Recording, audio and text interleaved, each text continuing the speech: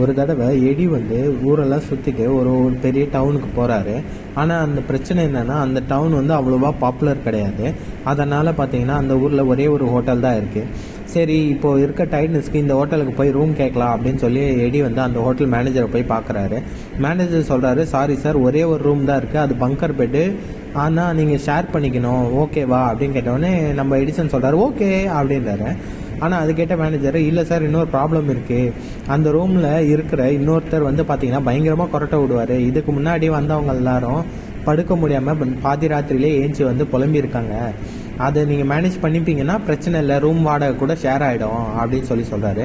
இதை கேட்ட எடிசன், அப்படியா, சூப்பர் ஆப்ஷன், நான் போகிறேன் அப்படின்னு சொல்லி உள்ளே போய் படுத்துக்கிறாரு. மறுநாள் காலையில் எடிசன் ஃப்ரெஷ்ஷாக ஏஞ்சி வரதை பார்த்து மேனேஜர், என்ன சார் நேற்று நல்லா தூங்குனீங்களா அப்படின்னு கேட்குறாரு. அதை கேட்ட எடிசன் வந்து, நல்லாவே தூங்கினேன் அப்படின்னு சொல்கிறாரு. என்ன சார் சொல்கிறீங்க, ஆச்சரியமாக இருக்கே, அவர் எப்படி கொரட்டை விட்டாரு, அதை நீங்கள் மேனேஜ் பண்ணிட்டீங்களா அப்படின்னு கேட்குறாரு.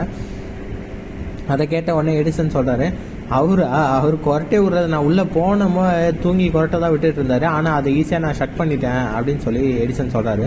இதை கேட்ட மேனேஜர், என்ன சார் சொல்கிறீங்க, இப்போ புரியலையே, கொஞ்சம் தெளிவாக சொல்கிறீங்களா அப்படின்னு சொல்லி கேட்குறாரு. இதை கேட்ட எடிசன் வந்து, ஒன்றும் நான் பண்ணல, நேராக கிட்ட போனேன், பார்த்தா தூங்கிட்டு இருந்தான், நல்லா கொரட்டை விட்டுட்டு, சரி அப்படின்னு சொல்லிட்டு அவன் கன்னத்தில் ஒரு முத்தம் கொடுத்து, நல்லா தூங்குடா பட்டு அப்படின்னு சொல்லி சொன்னேன், உடனே ஏஞ்சி உக்காண்டா நான் படுத்துட்டேன் அப்படின்னு சொல்கிறார்.